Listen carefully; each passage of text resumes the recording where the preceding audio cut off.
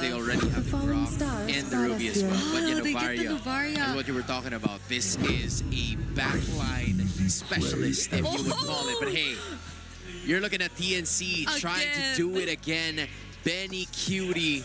It didn't work last time, though, in their current playoff route, but they were still able to make it here, which is a really good sign, meaning that they could run it back, hopefully get a better opportunity. But, and again, another Yuzong from TNC. You're looking at 3 or maybe even 4 heroes from the Phoenix Army that are looking for Demon Kite and Yue constantly. So if you are Master of the Basics, you're going to have to answer with damage as well. You got to fight them with everything that they've got. Yeah, and as mentioned, still a very reliable way to look for the backlines. Yeah. Especially paired with the Novaria. Like, that's going to be huge for them. Constantly being able to reveal the opponents, increasing the hitbox, and maximizing the passive that the Lapu Lapu has.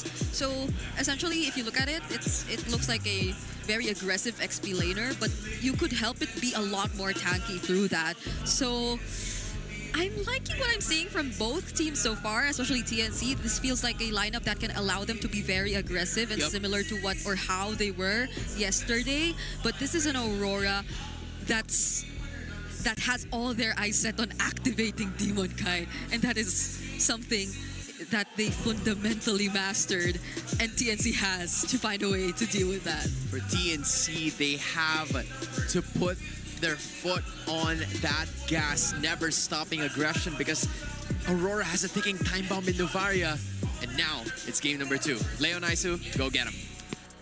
Thank you so much, Hans. And bring it up real quick. You were wondering about matcha or whey protein. How about matcha or whey protein flavored like matcha? I'll chug that. You'll chug that? I will too. Let's jump into game 2 here for TNC and Aurora. Legend. We saw the index, man. I do gotta say, the index is favoring the early to mid game for TNC with this lineup here, and I have to agree with our panel. Benny Cutie, and I'm sure there was viewers too that saw yesterday's games. This is a Cho Benny Cutie. It didn't work the way they wanted to yesterday. We had a lot of questions on some of the way that it was utilized. Maybe it's going to be better here, Leo. I'd like to think so too. Glass half full type-ish, but looking at Aurora, they have so many comfortable heroes.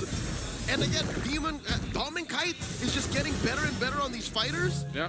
That I think there's a wombo combo with this Novaria on everybody. Yeah. Bravest fighter, Landshaker, echoes. I'm offended, echoes. Tech charge Rampart, echoes. Just everything is echoing at this point. And that's what I'm worried about for TNC, because this lineup, especially, again, Benny Cutie, I feel like his job to be able to find a mark or find that back line is going to be very difficult with this kind of composition that Aurora brought to the table. All the more, you know how I know that Aurora are confident that they're fine, that they shouldn't worry. Not a single purify, sir. Oh my God! They dogpile a 3-bar this early. They answer back in kind. Edward helps to serve up a kill to Demon Kite. They draw first blood. Shackle's gonna be up next. Mount Shark are thrown at the Mamba, and the Mamba falls. Demon Kite smiling with 2 kills to start. Oh, I don't think Zyda, yeah, he's a little bit too late to the party, man. Double kill already in the hands of Demon Kite on this YSS. Mind you, you saw the win-to-loss ratio here. Demon Kite and Edward both monsters on these heroes. There's a big echo as Zyda threads the needle, takes that turtle, and look at this kick, serving up a kill. Down goes Demon Kite just like that. They even the score off camera though. We almost missed it. Demon Kite takes down Lancey. How that happened? Yeah, good question. And just as I was saying it, you know, Aurora had a great exchange up top, but then they get immediately punished. They decided to fight for that turtle. They probably didn't have to. Honestly, they could have probably just given that one up and then readjusted from there. That's what surprised me. TNC, again, very characteristic of how they've played ever since the Season 16 playoff started. Oh my God, a kick. I'll talk about this later. They find Demon Kite. Oh man, my optimism or their naivety. No Purify makes no difference to me, but they seem to be suffering. They are suffering, man, and this is already a better start for Benny Cutie. Now, 2 for 2, I'd say, being able to find the right way the Dragon kicks. Definitely off to a better start, but I think even so, TNC is going to have to take this lead that they have themselves and scale up as quick as possible. And I'm going to reference the index again. It did lean towards that early to mid game for this lineup, and it's showcasing here already in these early skirmishes, these early fights against Aurora. So if they want to go ahead and find themselves getting to a late game and potentially getting another win under their belt, they're going to have to stop the Phoenix Army. They're going to have to stop TNC from rising here. And that seems to be on the shoulders of Light especially. Light has to think ahead and see where these Phoenix flashes are going to be coming from, because that's what defined this turnaround. That's what got TNC this 1,000 and growing gold lead. Out of nowhere, they just fight back and said, yeah, no, you thought we were down, but nah, we're okay. And this is, again, I think a lot of people also want to see Lancey, to an extent, on this Lunox have a much better time scaling up and utilizing that burst of damage that a Lunox can bring to the table here. So second turtle is up. TNC, with the advantage they have, they should get in position for this. Again, this is an expanding rivers. This is a map that I believe Aurora has not lost on yet. 8-0, if I recall right, 100% win rate on expanding rivers. This one is definitely looking a little tough for them, as the second turtle is cleanly taken for TNC. 2 for 2. Zyda is almost 2 full levels ahead of Demon Kite. What happened? It was a great start for Aurora, and now Demon Kite struggling to even keep his own purple. Chakano almost got him there. Oh, okay, yeah, look at the pressure on Demon Kite's jungle right now. TNC, knowing that they have the advantage, they'll continue to press on the wound that Aurora felt after those mistakes in the early game. So now they're dealing with damage control, manage the waves. You gotta remember too, this Novaria does scale really well into the late game. So if that's one thing, and this is what UA, I feel like, likes to do. He likes to opt for those heroes, those mages that are almost a late game insurance policy in themselves. Again, you think about last season, the Sicilian, he was like one of the only few players that picked it up. And even then, even this season, he's picked it up a couple times. UA is a rare breed. One of those players that actually play like him is now a coach for TNC, Etomax, a great range-based mage. The other is AP Brenzone Aqua. So yeah, UA is a generational talent. Maybe he is the key. Maybe the rest of Aurora are struggling so that they wait until UA is ready, but that's not now. The reality is TNC is up by 2,000 gold. This is the best lead that they could hope for right now in this game with this kind of lineup that they have. And at the same time, I'm just... Again, I feel like this is on almost like on a clock, this lineup for TNC, though, because I do feel like that, yes, that amount of damage that a Benny Cutie choke can pump out, it is going to get a little bit more difficult, unless, again, he finds those windows of opportunity or those timings to be able to get the right targets here. But when we get to the late game and the scaling comes into place, Aurora, I feel like late game will be in that position. I think Benny Cutie running out of time or being scaled out in the late game is the least of the problem. No matter what you do, no matter what you say, a kick is a kick. Yeah. So the damage can come from elsewhere. What I'm worried about is 3mar. 3mar is, on the usual, is great in the early, but he's the one who's going to sort of lose damage and just become a petrifying machine later on. Yeah, he's going to have to use that. They might use that here. Get this third turtle. They're going to fight for it. Black Dragon form, zoning out. Demon Kite cannot break through. And now that's a 2v1. They got a 3v1. The Mamba obliges them as 3mar gets healed up by the Revitalize. And this 2K gold lead, you feel it, man. It's an arms race. And look, Demon Kite getting chased down by Zyda. Now Demon Kite gonna fight back. Demon Kite falls. Nothing on the board for Aurora. Oh, I think Demon Kite thought that he could actually heal a little bit back up there and buy enough time for the team to capitalize on getting a kill on Zyda. That doesn't happen. Demon Kite just not tanky enough. And even so, it's just showing that even down 3,000 gold, they couldn't capitalize on killing 3mar. He was quite low after the Black Dragon form, but still maintained himself in that fight and kept things together for TNC. So now getting that gold lead even further. They've got 3 for 3 for the Turtles. They're taking turrets now too. Aurora doesn't have a single turret down. So they're gonna have to figure something out. Let's take a look at the items here too. A majority of the gold lead is between Benny and Demon Kite. Yeah. So Demon Kite, he's the one they're waiting for. UA is on time. Everyone else is close to, or at least gold-wise. EXP-wise, Demon Kite, Zyda don't even get it started. Yeah. But Demon Kite is so behind. Maybe in the sense that 3mar becomes a petrifying machine. One of the jobs for Demon Kite is just to be a I'm offended machine, a crowd control source, if you will. Oh! Goodbye. You hear the MPL arena groan as Demon Kite fails to get his own purple. It's not too often you see Demon Kite behind, you know? Like, if you think about all the previous games that Aurora has won, even in the regular season, there wasn't many times where TNC has been playing from behind. He's now, what, 3 levels behind? 3 levels behind Zyda. He's having a little bit of a hard time getting the buffs he needs. That was a retry diff. It was a retry diff, man. I mean, that's what the 3 levels will do for you, too. They lose that turret now on the bottom side. This Lord is up. I'm almost wondering if Aurora actually wants to contest this first Lord. You can already see the positioning here for Zyda. He's ready to start it up. Weirdly enough, this is one of those moments where I'd say, go ahead.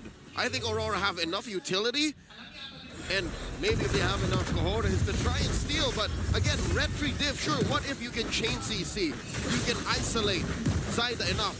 Will there be enough time between that and the retribution difference that he has to stop you? They're going for this dance, and I think TNC have all the incentive to just blitz this. I don't think Aurora can answer back that quickly. Yeah, it looks like they're going to take their time with it, though, too. Benny's still on that bottom side, farming up, doing his thing. Aurora, again, they won't have to commit to this. It's better if they don't. They stall out TNC. Light's whole purpose is just to give the vision, although he takes quite a bit of damage, even though he's supposed to be the tank, you remember, here for Aurora. But still, look at the positioning of Domikai, too. He's going to be able to follow Benny. Uh-oh. Are they going to be forced to fight themselves? I don't think he was following Benny. I think Benny was following him. Full-on combo. Takes down Domikai 1v1. Ain't nothing there for him to get as TNC do the inevitable and take that Lord. That's a damn you, Benny moment right there if you're Domikai, man. I mean, he wasn't ready, and now the fight on this side of the map, they're going to have to deal with the push coming forward from TNC. Domikai, very difficult. Like I was saying, I think at this point, or even if they get further in this game, it's going to be that sense of, I just got to get a crowd control off on TNC. He's kind of been shut down at this point. I mean, again, you pointed out the gold deficit between the gold laners alone. Look at him. Oh, God. 2.3 thousand behind. 2,000, Joseph. That's almost half of this whole damn gold lead that TNC has. I'm saying, man, that's why he's got brute force, war axe. All right, luckily. Oh, my God, he gets again. Oh, the no. kick, the flicker to the other side. Domikai trying to get those basic attacks in there. Spell van, but not going to be enough as Zyda takes him down. As I was about to say, man, glass half full. Maybe they're still waiting for Yue. Maybe Yue is still on time. He might be. I think, again, though, you're finding yourself in this situation with these fighter gold laners where if you fall behind like this, you're kind of just, you're not really useful in any of these team fights, and now it's them trying to hold on here. Here we go, the AOG. Chaknu finds someone home, the tech charge, compromising TNC's forward momentum. And now there's a Mount Shocker. Edward falls, holding back the rest of TNC. And it was a valiant effort. Oh my God, Lancey smelt it. And he hit the brilliance right before Yue gets him, and I think that would have been lethal. There we go. It was going to be lethal in this side of the arena.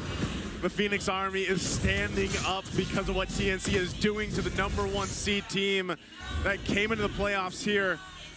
Again, just a phenomenal game, too. They brought in a lineup that shined in the early to mid game, and they haven't let up since. Now almost 9,000 gold ahead against Aurora. 3,000 between Zyda and Demonkai. Another 3,000 between Benny and Domeng. That means there's an unaccounted for 3,000 just spread between the rest of the other roles. So TNC, they're living in the cyber age, while Aurora are just discovering a wheel. Yeah, that's not the tech tree you want to be in, man. You know, like, you're going to have to do something here. They're not even speaking the same language. They're not. The only language they can probably speak here is if they get a tech charge off. And then even then, that's violence. It's like, what do they do? Yeah, I mean, like, do they have enough damage? Because even the base defense that we saw earlier, when they set things up, it just wasn't there for them. Again, it's just not enough. When you have a YSS, you know, you always got to set things up, and then you don't really have that traditional kind of gold laner damage that you could rely on. It's different this time around. I'd say Benny Cutie has definitely shown that he wanted to run it back. He ran it back. By the way, check this out. This is the Infinix GT30. Experience victory for every Madlang gamer. And the Zyda going to set up for this next Lord. This is a big one. I don't think Aurora is going to be able to do anything here, though. That's what Zyda sees as he threads the line between Stone Cold Killer and Wave Manager. So that's what he was taking care of, mid, bottom, just so that this Lord take could be cleaner. Yep. It's clear Aurora don't want none, but they are going to try. Mount Shotgun was an I'm offended, plus the full-on echoes. They take down Benny! That's a -1. All this while, Zaida secures the Lord. Hey, it's something. It's something. And with that, it's not a whole lot of gold or anything in their hands, but it's something in a way. Aurora now might have an opportunity to go ahead and get this defense underway. They still have, what, it's only 20 seconds for Benny to be back up. So they'll go ahead and delay this push into the base till Benny comes up here. And that's the thing, Aurora, they put in a lot to get someone, and it happened to be Benny. Again, it's not that big of a deal, though. They still have a ton of ground to cover here for Aurora. So TNC, Benny's back up. The Lord has already made his way. It's going to charge through the top turret. They're going to go and try to defend. AOG by the Mamba uses it to revitalize here. The turret falls. Look at the damage coming in from Aurora. Might have been short as Edward tries to break that line. Down goes Lancey. Yue finds him. Double kill for the Black Dragon. 3 more deep behind enemy lines. The Half Dragon will be cracking this turret as the way of the dragon still held back by Benny Cutie. Aurora in shambles. Okay, but Aurora, they had to work that. Mind you, Benny wasn't there, but they will clear this out. Demon Kite, is he going to hunt for Zaida? Okay, he does it. They clear out the waves. They maintain one base turret down to the bottom side. That's probably the best Aurora could hope for. Even with taking Benny out before that Lord made its way to the base, they still maintain themselves into this game. Now TNC, I'd say they're happy with that. You know, they got a base turret down. They were able to go ahead and capitalize on things, and they also were able to limit test Aurora to see if that damage is quite there yet. And you can still see it's just not. These fights, if they extend, I feel like Aurora is kind of in a troubled position. They have to almost, in a way, whittle down TNC with Yue. I think that's the key word, extend. They have to make sure TNC stays a little longer, the game goes a little longer, and they've already lost 2 of their extra lives, those 2 inhibitors. So with bottom lane still being here, that's their last hope. Their one lane that they can kind of sacrifice to try and defend from, defend with, so that maybe they extend to when Demon Kite's ready, fully kitted out, when Yue is ready. They're still waiting for 2 items on that Novaria. So in a sense, it's buying another, what, 5 minutes, maybe 6? For Aurora, they definitely need to get past that 20-minute mark. At this point, 9K down. Yeah. I'd say if you survive this next Lord, I don't think they have 5, Joseph. They're gonna have to work for 6. They're gonna make TNC hold them back to 6. So best case scenario, TNC gets its Lord next. It spawns at, what, 17, 15? Yep. And then if Aurora survives that, then maybe we can talk. Yeah, I don't know. I don't know if TNC is going to give Aurora that opportunity to do so. We might even see Benny Cutie just try to go for a kick if he can, but the problem is now, too, a couple defensive items picked up here by Aurora. I know Edward, he just got a little more defense in terms of magical defense to deal with Lancey's pressure that he's putting out. Picked up the Aegis. Now over here, too, even for Dome and Kite, they'll get in position, man, but I think this is still risky. They've also got to watch out for where Chaknu goes. Again, he can cut off the exit plan of Aurora if he wants to. He can initiate. There's so many options of TNC is what makes this lineup so strong at this point. Which again makes this Zatotka maybe only second to Chaknu's best heroes in Season 16. The only other one being Grok. So this is an even trade. Lord now going to get secured here by Zaida. They're taking their time, making sure that it spawns. Oh, it's going to be 17:45, so Aurora got an extra 30 seconds. Yeah, they do. They bought themselves a couple minutes. We look at the items to see how this defense is going to go for them, and Aurora, with this kind of lineup, it's not like they have the best clear, man. That's the problem. They're going to have to kind of throw themselves almost into this fight when that Lord does make its way. Now with TNC 10,000 ahead, massive defense profile too. You can see this too. Twilight Armor now here for 3 more. So his job turning into a petrifying machine. Now he's just, hey, look at me. And then focus him down if they can, but then that is all a feint, I feel like, for what TNC really wants to do. They're going to pop the conceal.